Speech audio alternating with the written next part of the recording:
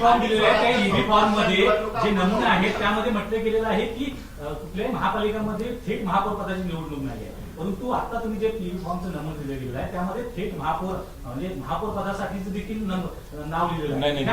नाही, चुका नाही आहे. कारण की ऍक्च्युली हे जे सर्व नियम अधिनियम राज्य शासन करतो. आता याच्यामध्ये नगर परिषदेमध्ये कधी नगराध्यक्ष पद असते, कधी निघून जाते, त्याच्यामध्ये हे बदल होत राहतात.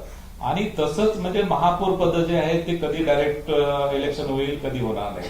आणि त्याच्यामुळे तो जो नमुना जो आहे तो यथास्थिती महापौर जर असेल तर तो महापौरासाठी वापरला जाईल. कारण की हे जे नियम अधिनियम हे आमच्या हातामध्ये नाही आहे.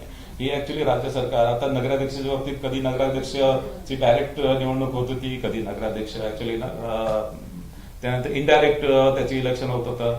आणि त्याच्यामुळे फॉर्मॅट जे आहे ते फॉर्मॅट आपले युनिफॉर्म असायला पाहिजे, एकच फॉर्मॅट असायला पाहिजे. त्याच्यामुळे ती प्रोव्हिजन केलेली आहे. एकच मिनिट यांना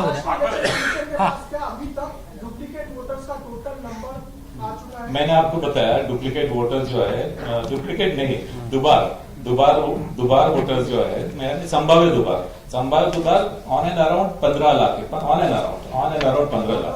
उसमें से ये 15 लाख ऑल ओवर महाराष्ट्र की फिगर बताऊं, उसमें से मुंबई का जो है, मुंबई का 11.5 लाख अकेला मुंबई का है.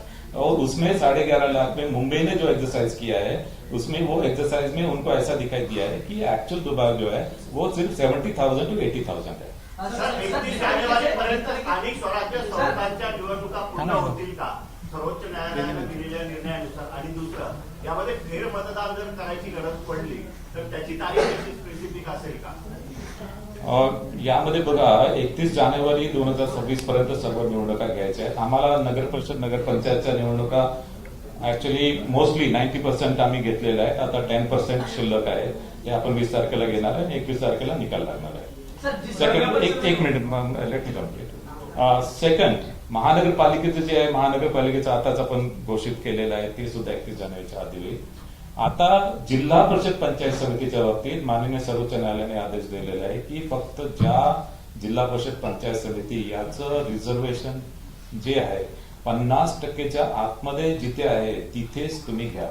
आता या जिल्हा परिषद पंचायत समितीचं ज्याच्यामध्ये रिझर्वेशन 50%च्या आतमध्ये आहे त्या फक्त 12 जिल्हा परिषद आहेत.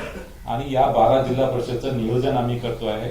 आमची अडचण आहे की या निवडणुका जसं विधानसभा लोकसभेच्या निवडणुका असतात त्याच्यापेक्षा खूप कॉम्प्लेक्स या निवडणुका